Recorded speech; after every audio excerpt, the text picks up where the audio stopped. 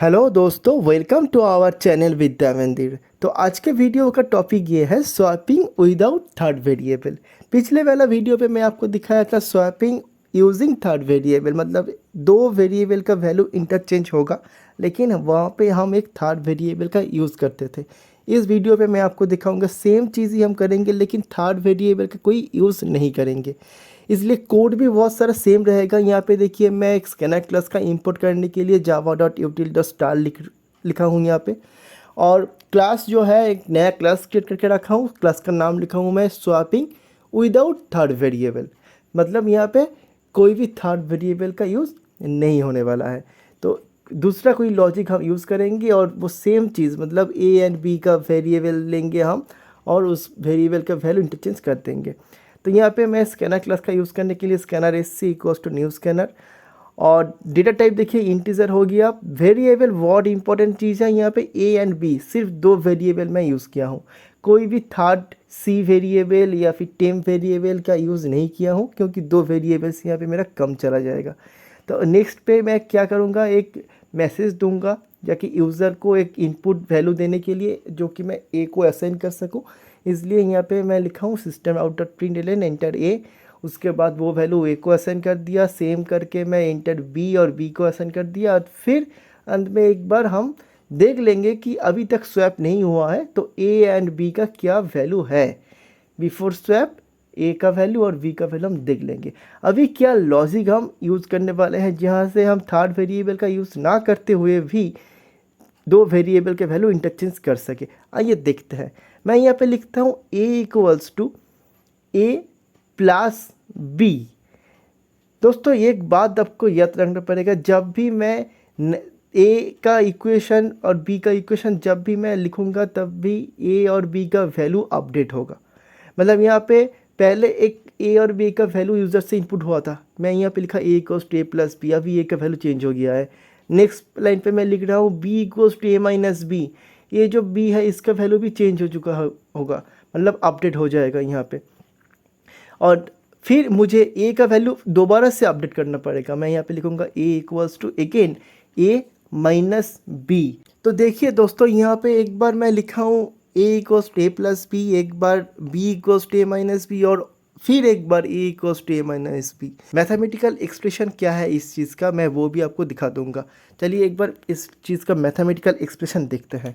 सो देखिए दोस्तों, अभी तक मेरे पास ए और बी का एक वैल्यू है जो कि यूज़र से इनपुट हुआ है। मैं यहाँ पे ए और बी का वैल्यू ए ओल्ड और बी ओल्ड इसलिए लिखा हूँ क्योंकि ए का वैल्यू और बी का वैल्यू अपडेट होने वाला है।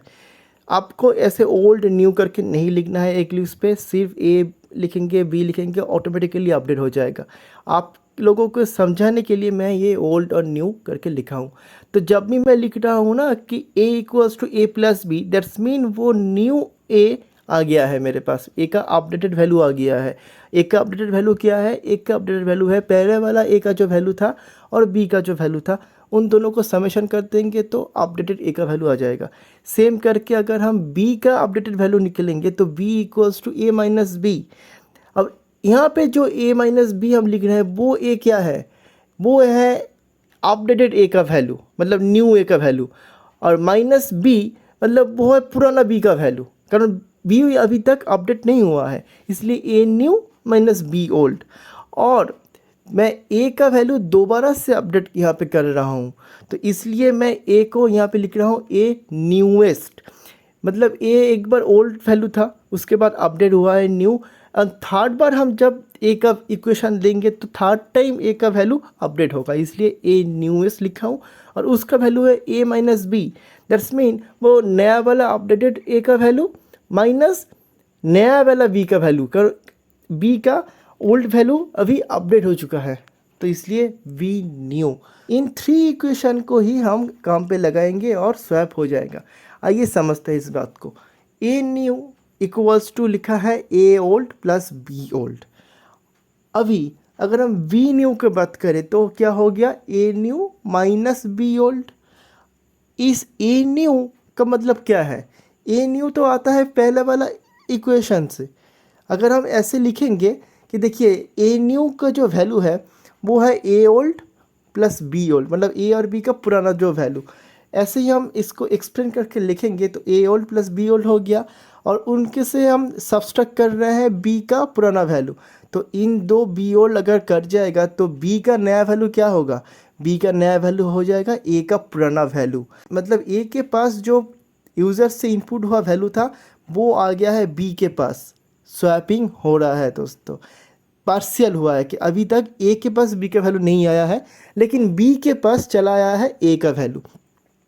अभी ए के पास बी का वैल्यू आने के लिए मैं ए को दोबारा से अपडेट करूँगा, इसलिए ए का थर्ड टाइम अपडेट करने के लिए यहाँ पे मैं लिखा हूँ ए न्यूएस्ट, और इक्वल्स टू यहाँ पे लिखा है A new minus B new. अगर देखिए ए न्यू को अगर हम एक्सप्रेस करें तो क्या होगा, ए न्यू का मतलब आप लोगों को पता है कि दो पुराना वाला वैल्यू ए और बी का वो समेशन होगा, इसलिए ए न्यू जो आता है यहाँ से ए ओल्ड प्लस बी ओल्ड, और माइनस बी न्यू था, और बी न्यू का वैल्यू क्या है, अभी बी न्यू का वैल्यू है ए ओल्ड। अभी अभी हम लोगों के पास पता चला है कि B new equals to A old. तो अगर इस चीज़ को यहाँ पे लिखेंगे तो देखिए ए ओल्ड और ए ओल्ड कट जाता है, तो ए का एकदम लेटेस्ट अपडेटेड वैल्यू क्या होता है, बी का पुराना वैल्यू। तभी अभी मेरे पास क्या है, बी का नया वैल्यू है, उनमें किसका वैल्यू असाइन हुआ गया है, ए का पुराना वैल्यू, और एकदम लेटेस्ट ए को जो मैं अपडेट किया हूँ ए न्यूएस्ट, वहाँ पे किसका वैल्यू है, बी का पुराना वैल्यू। तो आ गया ना ए के पास बी के वैल्यू और बी के पास ए के वैल्यू।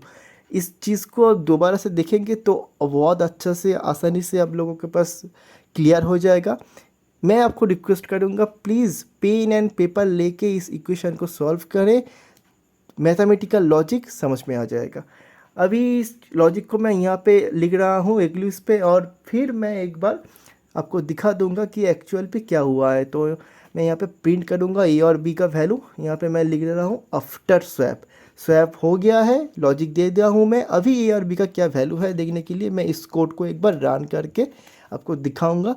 देखिए मैं रन हो गया यहाँ पे, इस कंसोल को मैं ऊपर कर लेता हूँ। यहाँ एंटर ए, यहाँ पे कोई भी वैल्यू मैं यहाँ पे दे सकता हूँ, और यहाँ पे मैं दे दिया 135 एंड देन एंटर, और एंटर बी का वैल्यू कोई भी दे सकता हूँ मैं 247, और एंटर मारेंगे तो देखिए यहाँ पे कैसे लिखा है, before swap equals to A equals to 135 और बी इक्वल्स टू 247 जो कि यूज़र से लिया है।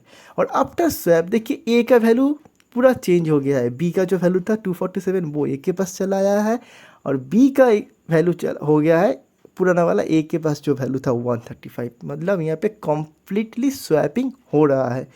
सिर्फ इन तीन इक्वेशन हम लोगों को यूज़ करना पड़ रहा है, A equals to A plus B, B equals to A minus B and then again A equals to A minus B. सिर्फ इन तीन इक्वेशन को समझिए और स्वैपिंग आपके पास बहुत क्लियर हो जाएगा। यहाँ पे कोई भी थर्ड वेरिएबल का यूज़ हम लोगों को नहीं करना पड़ रहा है। तो प्लीज़ प्रैक्टिस करते रहिए दोस्तों। वीडियो अच्छा रहे तो लाइक कमेंट एंड शेयर ज़रूर कीजिएगा, और हमारे साथ जुड़े रहने के लिए प्लीज़ चैनल सब्सक्राइब कर दीजिए। Thank you.